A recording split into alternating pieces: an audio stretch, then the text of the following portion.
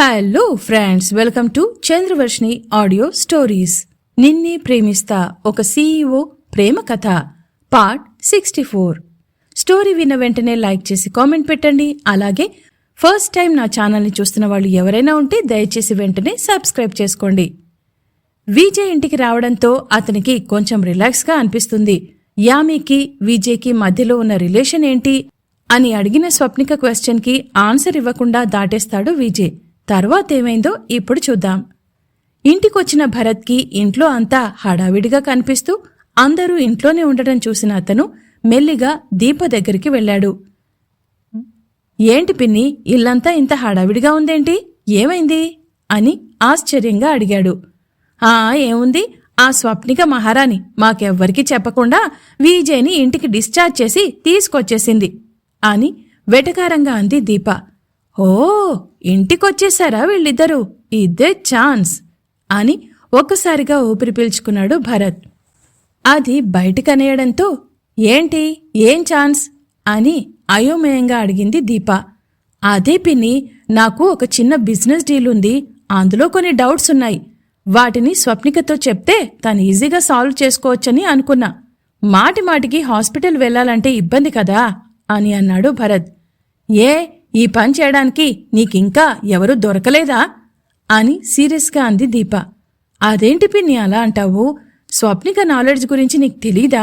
చిన్న రిస్క్ అయినా సమస్య ఏదైనా ఇట్టే పట్టేసి దానికి డైరెక్ట్గా సొల్యూషన్ చూపిస్తుంది అని అన్నాడు భరత్.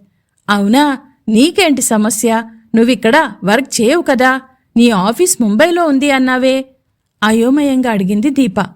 ఆమె ఇంకా ఏదో కూపీలాగుతుంది అన్న టెన్షన్తో భరత్, సరే పిన్ని, ఎటో రెడీ అయ్యావు కదా, ఎక్కడికి వెళ్తున్నావు అని అడిగాడు భరత్. ఎక్కడికి వెళ్తాను భరత్, నేను మార్నింగ్ ఆఫీస్కి వెళ్దామంటే విజయ్ని చూడ్డానికి వెళ్లాను.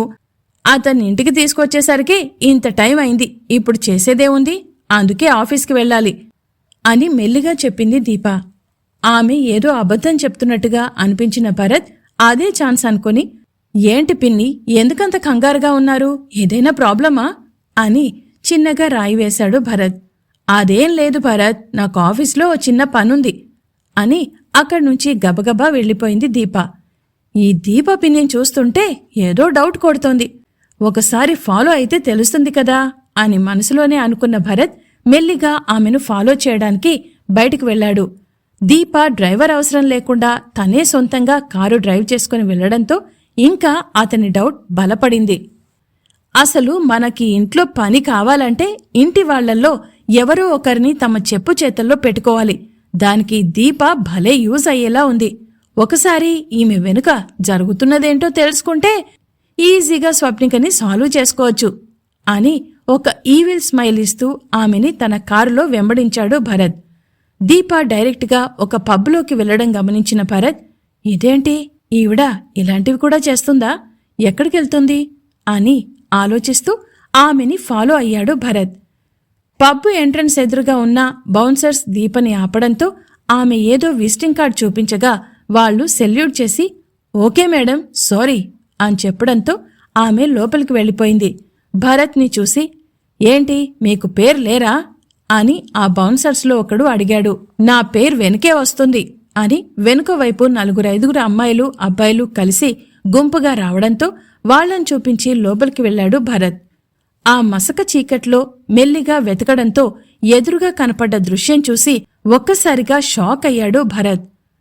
నైట్ డిన్నర్ కోసం అన్నీ చూసుకున్న స్వప్నిక సావిత్రి సాయంతో టేబుల్పై అన్నీ అరేంజ్ చేసి అందర్నీ రమ్మని చెప్పింది.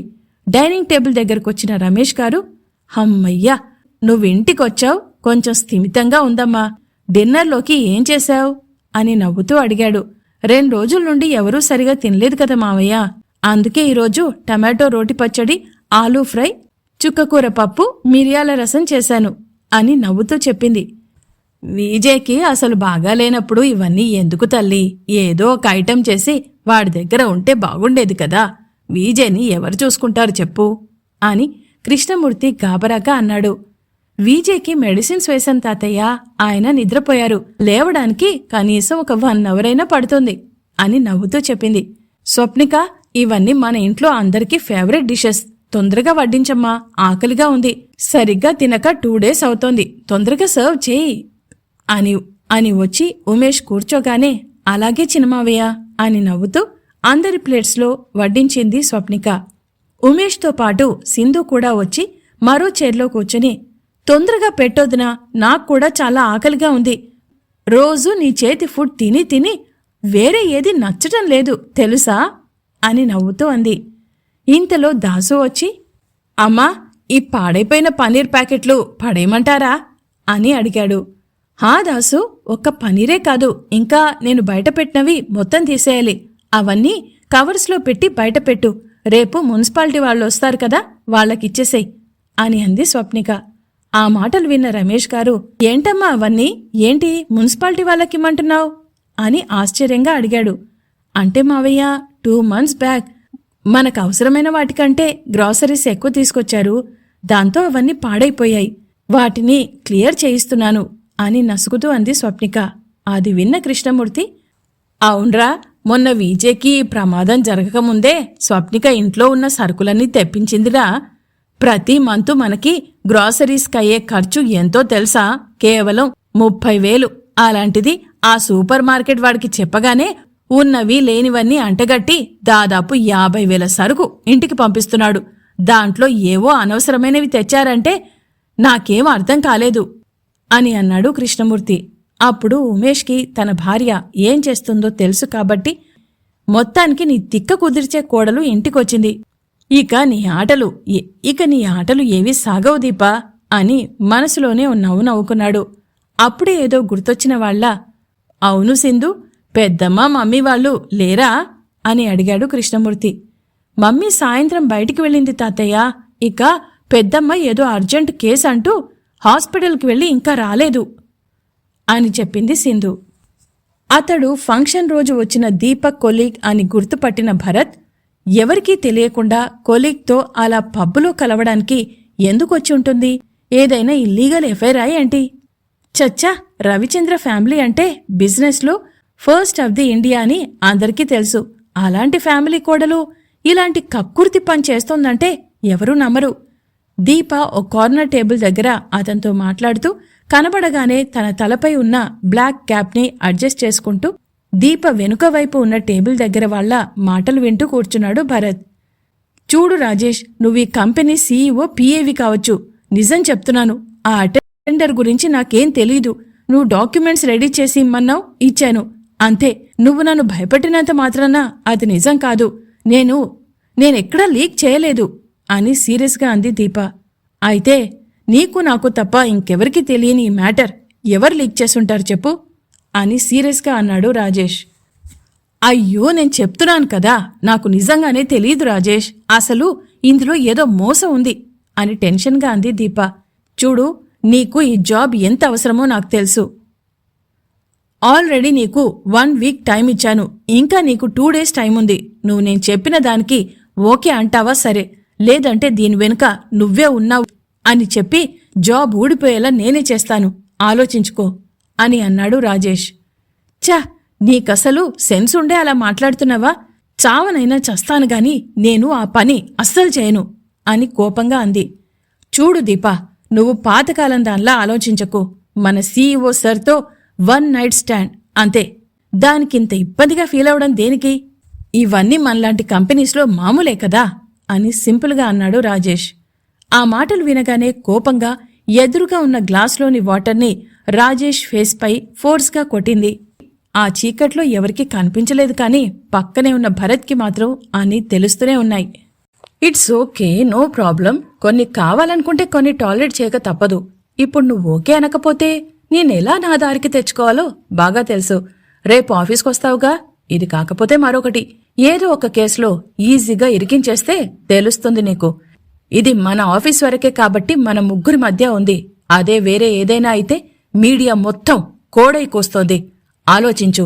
ఓకే, నువ్విక వెళ్ళొచ్చు అని అన్నాడు రాజేష్. లుక్ మిస్టర్, నా కొడుకు విజయ్ ఉన్నంతవరకు నాకేమీ కాదు. ఒక్క మాట వాడికి చెప్తే చాలు అని కోపంగా అంది. అవునా? ఇండియాలో ఉన్న చాలామంది బిజినెస్ మ్యాన్ నీ ఆరోగ్యంట్ యాటిట్యూడ్ కొడుకు మీద కక్షగట్టి ఉన్నారు. మొన్న జరిగిన అటాక్ నుండి ఎలా తప్పించుకున్నాడో గాని మళ్ళీ ఎవరో ఒకరు చంపి తిడతారు. వారికే ఇప్పుడు సెక్యూరిటీ లేదు, ఇక నిన్నేం సేవ్ చేస్తాడు అని వెటకారంగా నవ్వాడు రాజేష్. అవన్నీ వింటున్న భరత్, ఆ వీజేగాడి ఎనిమీస్ అందరూ ఒకటైతే వాణ్ణి ఈజీగా స్మాష్ చేయొచ్చు. వాడు క్యూర్ కావాలంటే ఇంకా 20 డేస్ పడుతుంది. ఇంతలో ఏదో ఒక స్కెచ్ వేయాలి అని మనసులో కసిగా అనుకున్న అతని లిప్స్ ఒక ఈవిల్ స్మైల్తో విచ్చుకున్నాయి. తరువాత మెల్లిగా అక్కడి నుండి బయటకు వచ్చిన దీపను ఫాలో అవుతూ భరత్ కూడా బయటకు రాగా ఆమె కన్నీళ్లు తుడుచుకోవడం గమనించిన అతడు ఆమె ఎదురుగా వెళ్లాడు. తలెత్తిన దీప వెంటనే షాక్ అయి భయంగా చూసింది. ఎదురుగా భరత్ కనిపించడంతో, నువ్వేంటిక్కడా ఇలా వచ్చావు అని కంగారుగా అడిగింది దీప. పిన్ని, మీ ఇంట్లో అంతమంది ఉన్నా నువ్వొక్కదానివి ఎందుకు టెన్షన్ పడుతున్నావు? ఇంట్లో ఎవరికో ఒకరికి చెప్పి బయటపడొచ్చు కదా అని అన్నాడు. ఏంటి నువ్వు ఏమంటున్నావు? నాకర్థం కావట్లేదు అని మళ్ళీ భయపడింది దీప. నేను మొత్తం వినాను పిన్ని, పక్కనే ఉన్న కాఫీ షాప్లో కూర్చున్నాం అని అన్నాడు భరత్. ఇక చేసేదేం లేక అతనితో పాటు వెళ్లిన దీప, భరత్ ఇద్దరూ ఒక టేబుల్ ముందు కూర్చోగా, ఏంటి పిన్ని, ఏమంటున్నాడు వాడు అని అడిగాడు భరత్. మా సీఈఓ గాడి పిఏవాడు లాస్ట్ వీక్ ఏదో టెండర్ లీక్ అయిందట, అది నేనే చేశానని వీడు నాపైన అలిగేషన్ పెట్టాడు. నేను కాదని చెప్తున్నా వినటం లేదు. కాని బయట పెడతాను, జాబ్ తీసేస్తాను అని అంటున్నాడు. జాబ్ తీసేయడం వల్ల నో ప్రాబ్లం, కాని నేనలా చేశానని నన్ను సర్టిఫైడ్ చేస్తే మళ్ళీ ఎక్కడ కూడా జాబ్ దొరకదు. అలా కావద్దని అంటే దానికి వాడు ఒక్క రాత్రి అని చెప్పలేక కళ్లల్లో నీళ్లు తెచ్చుకుంటూ ఆగిపోయింది దీప. అయ్యో పిన్ని, నువ్వేం బాధపడకు, 2 రోజులు టైం ఉంది కదా, టెన్షన్ పడకు. ఇందులోంచి బయటపడేదెలాగో నేను ఆలోచిస్తాను అని అన్నాడు భరత్. దీపాకు స్వప్నిక అంటే పడదు కాబట్టి ఈవిడకు హెల్ప్ చేస్తూనే దాన్ని ఇంటి నుంచి బయటపడేలా చేయాలి. ఈ స్వప్నిక వెనుక వీజే సపోర్ట్ ఉన్నంతకాలం దాన్ని ఏమీ చేయలేవు. ఈ దీప హెల్ప్ తీసుకుని స్వప్నిక చచ్చేలా మాస్టర్ ప్లాన్ వేస్తానాగు. దాంతో వీజేగాడికి నా రేంజ్ ఏంటో తెలుస్తుంది అని మనసులో అనుకున్నాడు భరత్. అందరి డిన్నర్ పూర్తయ్యాక స్వప్నిక తన బెడ్రూంలోకి వెళ్లగా ఎవరితోనో ఫోన్లో మాట్లాడుతున్న వీజేని చూసి చిన్నగా నవ్విన స్వప్నిక, ఓ లేచావా వీజే, మీకు స్పాంజ్ బాత్ చేయిస్తాను అని అనగానే ఫోన్ మాట్లాడుతున్న వీజే, ఓకే బాయ్, నేను చెప్పింది గుర్తుందిగా, రేపు మార్నింగ్ లోపు నాకు వర్క్ కంప్లీట్ అయిపోవాలి అని ఫోన్ కట్ చేశాడు విజయ్. వాష్రూంలోకి వెళ్లి వేణీళ్లను తీసుకొచ్చిన స్వప్నిక అతనికి స్పాంజ్ బాత్ చేయించడం స్టార్ట్ చేసింది. చాలా కేర్ఫుల్గా చేస్తున్న ఆమెను చూస్తున్న విజయ్, ఇవన్నీ స్వప్నిక ఇష్టపడి చేస్తోందా? ఆమె ప్రతిదానికి కాంట్రాక్ట్ మ్యారేజ్ గురించే మాట్లాడుతోంది. నేను బయటపడ్డా స్వప్నిక మాత్రం తన మనసులో ఏముందో ఇప్పటివరకు క్లియర్గా చెప్పదు. అప్పుడే నాతో దగ్గరగా ఉంటూనే మళ్లీ దూరమైనట్టు బిహేవ్ చేస్తోంది. ఇన్ని రకాల మూడ్ స్వింగ్స్ ఎందుకో అర్థం కాదు అని మనసులో అనుకున్న విజయ్ ఆమెను చూస్తూ, అవును స్వప్ని, నిన్నో విషయం అడగనా అని అన్నాడు విజయ్. వంగి విజయ్ కాలిని స్పాంజ్తో తుడుస్తున్న స్వప్నిక ఏంటన్నట్టు తన సోగ కళ్ళను ఎత్తి చూసింది. సీతాకోక చిలుకలు తన రెక్కలను ఆర్పినట్లు స్వప్నిక కాటుక కళ్ళు ఆర్పి తెరుస్తూ తన పనులను చాలా ఇష్టంగా చేస్తున్న ఆమె ముఖంలో అలసట చాలా కొట్టొచ్చినట్టు కనబడగానే తాను అడగాల్సిన క్వశ్చన్ అడిగితే ఎక్కడ బాధపడుతుందోనని ఆగిపోయాడు విజయ్. ఏంటి విజయ్, ఏదో అడుగుతానని అలా ఆగిపోయావేం అని అడిగింది స్వప్నిక. ఇక చాలు, వచ్చి పడుకో, నాకు నిద్ర వస్తోంది అని అన్నాడు. ఏంటి అప్పుడేనా? ఇంకా మీరు సూప్ తాగాలి, మెడిసిన్స్ వేసుకోవాలి అని అంటూ అతను వాడే డియోని ఒంటికి స్ప్రే చేసింది.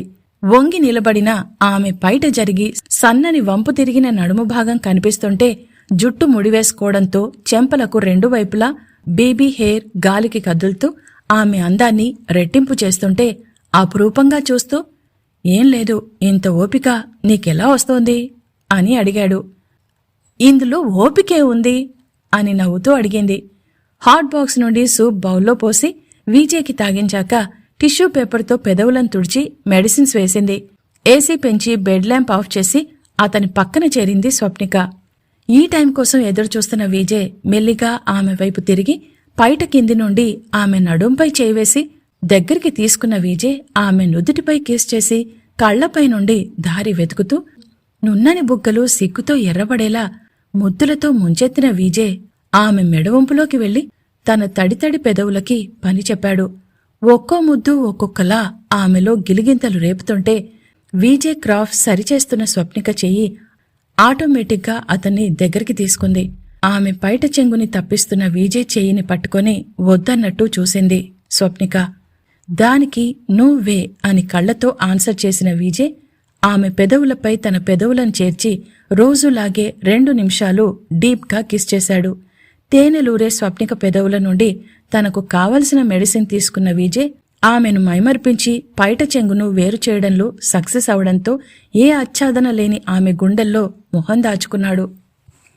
ఉదయం లేవడమే రోజులా కాఫీ కోసం పరుగున వచ్చే దీప ఇంకా రాకపోవడంతో సింధుని పిలిచిన రవళి, సింధు, అమ్మేది కనపట్టం లేదు అని అడిగింది. ఇంకా లేవలేదు పెద్దమ్మా అని అంది సింధు. ఏంటి, ఇంకా లేవలేదా అని ఆశ్చర్యంగా అడిగింది రవళి. అవును, ఆ భరత్ అంకుల్తో లేట్ నైట్ ఇంటికొచ్చింది, అందుకే ఇప్పుడు నిద్ర లేవలేదు అని అంది సింధు. ఇంతలో సావిత్రి కాఫీ తేగానే తాగుతున్న కృష్ణమూర్తిగారు, అప్పుడే జాగింగ్ నుండి వచ్చిన రమేష్, ఉమేష్ ముగ్గురు ఒకరి ముఖాలొకరు చూసుకున్నారు. ఈ పద్ధతి నాకు నచ్చడం లేదురా. వాడెవడో చుట్టవేంటి, ఇన్ని రోజులు వాడు మనింట్లో ఉండడమేంటి, వాడితో ఈ దీప బయటకు వెళ్లడమేంటి అని అన్నారు కృష్ణమూర్తిగారు. ఏంట్రా సింధు, అమ్మ ఆఫీస్కి వెళ్లదా అని ఆశ్చర్యంగా అడిగాడు ఉమేష్. వెళ్లదు నాన్న, తనకి వర్క్ స్ట్రెస్ ఎక్కువగా ఉందట, ఒక 2-3 డేస్ లీవ్ పెట్టిందట, అందుకని మార్నింగ్ తనని నిద్రలేపొద్దని నిన్న రాత్రే చెప్పింది అని అంది సింధు. భరత్ దీపాకు సహాయం చేస్తాడా? ఆ ఉచ్చులోంచి దీప ఎలా బయటపడుతుంది? స్వప్నిక తనకు అన్ని సేవలు ఇష్టంగా చేస్తుందా లేదా అని విజయ్ ఎలా తెలుసుకుంటాడు? దీప ఆఫీస్కి వెళ్లకపోతే ఆమె పరిస్థితి ఏంటి? వీటన్నింటి గురించి తెలుసుకోవాలంటే తర్వాత పాటు వినండి. విన్న వెంటనే లైక్ చేసి కామెంట్ పెట్టండి. అలాగే ఫస్ట్ టైం నా ఛానల్ని చూస్తున్న వాళ్ళు ఎవరైనా ఉంటే వెంటనే సబ్స్క్రైబ్ చేసుకోండి. మరో ఎపిసోడ్లో మళ్ళీ కలుసుకుందాం.